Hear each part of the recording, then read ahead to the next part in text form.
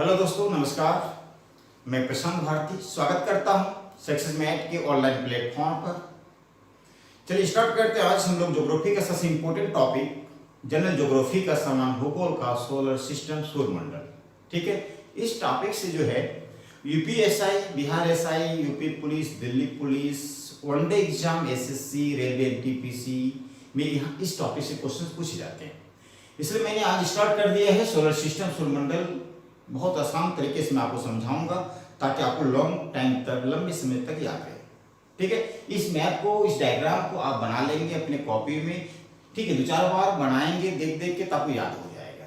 ठीक है, आज जो हम लोग पढ़ेंगे सौरमंडल में, सोलर सिस्टम में, ठीक 2 चीज पढ़ेंगे, 2 पॉइंट पे चर्चा करेंगे। किस ग्रहों के पास, किस ग्रह के पास उपग्रहों की संख्या कितनी है, और कौन सा ग्रह सूर्य के चारों ओर जो रेवोल्यूशन जो होता है, परिक्रमण करता है, वो कितना समय लेता है, कितना समय लेता है। जैसे कि अभी हाल ही फिलहाल में 5-6 दिन पहले रेलवे एनटीपीसी में क्वेश्चन पूछा है कि किस ग्रहों के पास सबसे अधिक उपग्रहों की संख्या है, किस ग्रहों के पास सबसे अधिक उपग्रहों की संख्या है। ठीक है, तो शनि के पास है। तो आज के क्लास में आपको 2 ही चीज याद रखना है। बाकी इस टॉपिक्स में जो सौरमंडल का जो टॉपिक होगा वो 4 पार्ट्स में डिवाइड किया हूं। कितने पार्ट्स में? 4 पार्ट्स में। 4 वीडियो आपको देखना है, 4 वीडियो देखना है, 10-10 मिनट का वीडियो होगा। ठीक है, चलिए स्टार्ट करते हैं। तो यहां लिखा हूं शन है, सूर्य है। ठीक है, अभी जो है सूर्य है, जैसा आपको पता है इस ब्रह्मांड में लाखों एवं करोड़ों तारे हैं। इस ब्रह्मांड में लाखों एवं करोड़ों तारे हैं। करोड़ों तारों में से सबसे छोटा तारा जो है वो सूरज है। करोड़ों तारों में से, करोड़ों स्टार में से सबसे स्मॉलेस्ट स्टार है, सबसे छोटा तारा जो है वो सूरज है। ठीक है, तो यदि आपसे क्वेश्चन पूछता है इस ब्रह्मांड का सबसे छोटा तारा कौन सा है, क्या नाम है, तो आप क्या बोलेंगे? सूर्य। क्या बोलेंगे? सूर्य, सूरज को। ठीक है, अब ये जो ग्रह देख रहे हैं ये आकाशीय पिंड है जो कि सूर्य के चारों ओर चक्कर लगाता है, सूर्य के चारों ओर परिक्रमण करता है। तो उसको हम लोग बोलते हैं ग्रह। जो सूर्य के चारों ओर चक्कर लगाता हो, परिक्रमण करता हो, आकाशीय पिंड, उसको बोलते हैं प्लेनेट या ग्रह। ठीक है, वो अभी देखेंगे कौन सा ग्रह सूर्य के चारों ओर चक्कर लगाने में, परिक्रमण करने में सबसे कम समय लेता है और सबसे अधिक समय लेता है, वो अभी हम देखेंगे।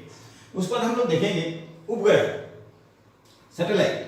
तो उपग्रह किसको कहेंगे? ध्यान दीजिएगा, आपने ग्रह तो देख लिया। उपग्रह जो है एक ऐसा आकाशीय पिंड जो ग्रहों के चारों ओर चक्कर लगाता हो, जो प्लेनेट के चारों ओर चक्कर लगाता हो, उसको बोलते हैं सैटेलाइट, उपग्रह। क्या बोलते हैं? उपग्रह। ठीक है, तो यहां तक समझ में आया? ठीक है, अभी आपसे पूछा जाए वर्तमान में ग्रहों की संख्या कितनी है, तो वर्तमान में ग्रहों की जो संख्या है वो कितनी निर्धारित की गई है? 8 ग्रह है। कितने हैं? 8 ग्रह है। ठीक है, तो 2006 के पहले ग्रहों की जो संख्या थी, वो कितनी थी? 9 थी। कितनी थी? 9 थी। ओके, तो 2006 के बाद कितनी हो गई? 8 हो गई। और 9वां ग्रह जो था वो था प्लेटो। क्या था? प्लूटो। ठीक है, ठीक, आपको पता होगा कि 2006 में एक मीटिंग हुआ। कहां मीटिंग हुआ? चेक गणराज्य की राजधानी प्राग में लगभग 75 देशों के वैज्ञानिक लगभग 2500 वैज्ञानिकों का एक बैठक हुआ, एक सम्मेलन हुआ। ठीक है, तो उस बैठक में ये निर्धारित किया गया, मतलब ये इस बैठक में रिसर्च निकाला गया कि जो प्लेटो है वो ग्रह नहीं है, यह एक बौना ग्रह है। समझने का प्रयास कीजिए कि 2006 में एक बैठक हुई, एक मीटिंग हुआ, एक रिसर्च के आधार पर देखा गया कि जो प्लेटो जो है यह ग्रह नहीं है, यह एक बौना ग्रह है।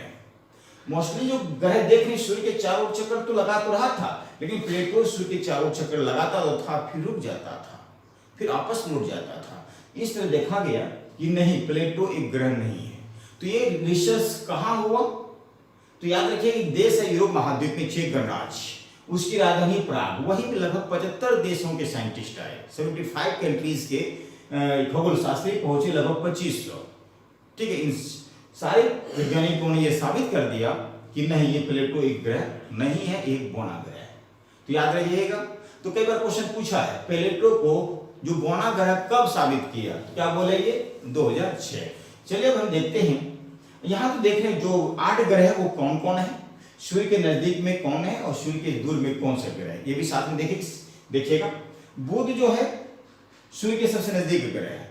ठीक है, जितने भी ग्रह है आपको इंग्लिश में भी याद रखना है। इंग्लिश में भी याद रखना है किस ग्रह को इंग्लिश में क्या कहते हैं, क्योंकि कई बार ऐसा क्वेश्चन पूछ देता है, इंग्लिश में पूछता है जुपिटर को हिंदी में क्या कहते हैं। ठीक है, वहीं बृहस्पति को इंग्लिश में क्या कहते हैं। तो एक साइड हिंदी रहेगा ग्रहों की, ग्रह एक साइड रहेगा इंग्लिश, दोनों को मैच कीजिए किस ग्रहों को क्या कहते हैं। इसलिए सभी ग्रहों का इंग्लिश में भी नाम जानना जरूरी है।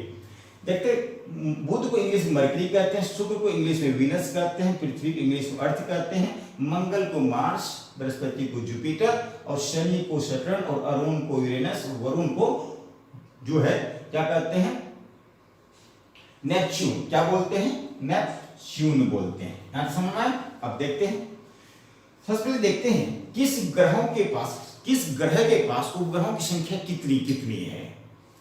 तो देखिए, बुध के पास उपग्रहों की संख्या एक भी नहीं है, दैट मींस नो लिखा हूं, नो मतलब नहीं। शुक्र के पास, वीनस के पास उपग्रहों की संख्या मात्र एक भी नहीं है, एनो नो मतलब नहीं। वह पृथ्वी के पास जो उपग्रह है वो मात्र एक ही है, जिसका नाम है चंद्रमा। मंगल के पास 2 है, जिसका नाम डिमोस और फेमोस है। मंगल के पास 2 उपग्रह हैं, डिमोस और फेमोस। वह जुपिटर बृहस्पति के पास 2 उपग्रहों की संख्या 79 उपग्रह है। कितने हैं? 79। तो इसके पहले देखा जाए 2020 के पहले उपग्रहों की संख्या सबसे अधिक किस पे था? अब जो है सबसे अधिक उपग्रहों की संख्या शनि के पास है। जुपिटर बृहस्पति के पास कितना है उपग्रहों की संख्या? 79।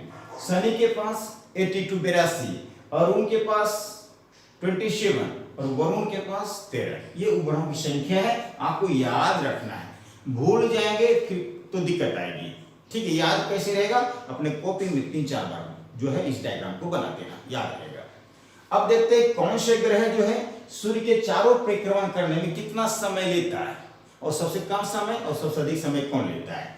और ठीक है, बुध जो है, मरकरी जो है सूर्य के चारों परिक्रमण करने में 88 डेज लेता है, 88 दिन लेता है। वहीं शुक्र जो है सूर्य के चारों चक्कर लगाने में 22 डेज मतलब 225 दिन का समय लेता है। 225 डेज। वहीं पृथ्वी के बारे में पता है सबको, पृथ्वी जो है सूर्य के चारों चक्कर लगाने में लगभग 365 दिन लेता है, 365 डेज। ठीक है, उसमें 6 आवर्स भी जुड़ता है, लेकिन आपको 365 डेज याद रखना है। मार्स जो है, मंगल जो है सूर्य के चारों चक्कर लगाने में, रिवोल्यूशन परिक्रमण करने में 687 दिन। वहीं बृहस्पति 11.11 लगभग 12 वर्ष समय लेता है बृहस्पति सूर्य के चारों परिक्रमण करने में। शनि 29 ईयर्स 29 वर्ष, अरुण 84 ईयर्स, वरुण 164 ईयर्स। सबसे अधिक समय कौन लेता है? वरुण। और सबसे कम समय कौन लेता है? बुध। यहां तक समझ में आया? इसी तरह जो आपको जो है बैक टू बैक वीडियो आपको मिलती रहेगा इस सक्सेस मैथ के ऑनलाइन प्लेटफॉर्म पर। सारे टीचर इस कोचिंग में जो है बहुत एक्सपर्ट हैं। ठीक है, सारे एक्सपर्ट टीचर जुड़े हुए हैं जीके, जीएस, मैथ, रीजनिंग के। ठीक है, तो आप लोग जो है इस चैनल को अधिक से अधिक मित्रों को भी शेयर कीजिएगा। ठीक है, और आपको ये वीडियो सही लगे तो लाइक एंड जो है शेयर जरूर कीजिएगा अपने मित्रों के बीच में। ठीक है, तो बस आज की क्लास में बस इतना ही। मैं आपको बस 2 ही पॉइंट पढ़ाना था, और इसके अलावा मैं जो आपको जो पढ़ाने वाला हूँ इस टॉपिक में, ठीक है, चंद्र ग्रहण भी पढ़ाऊंगा, सूर्य ग्रहण भी पढ़ाऊंगा, अपसौर उपसौर के बारे में। ठीक, ये इतने सारे टॉपिक हम पढ़ाऊंगा। ब्लू मून क्या होता है, और उसके बाद यहाँ हमको ये भी पढ़ाना है सूर्य के बारे में, चंद्रमा के बारे में स्पेशल। उसके बाद बुध कि बुध से संबंधित जो भी क्वेश्चंस बनते हैं, ठीक है, शुक्र से संबंधित, पृथ्वी से संबंधित, वन बाय वन करके मैं आपको पढ़ाऊंगा। बस आज की क्लास में बस इतना ही, मिलते हैं नेक्स्ट क्लास में। Thank you so much.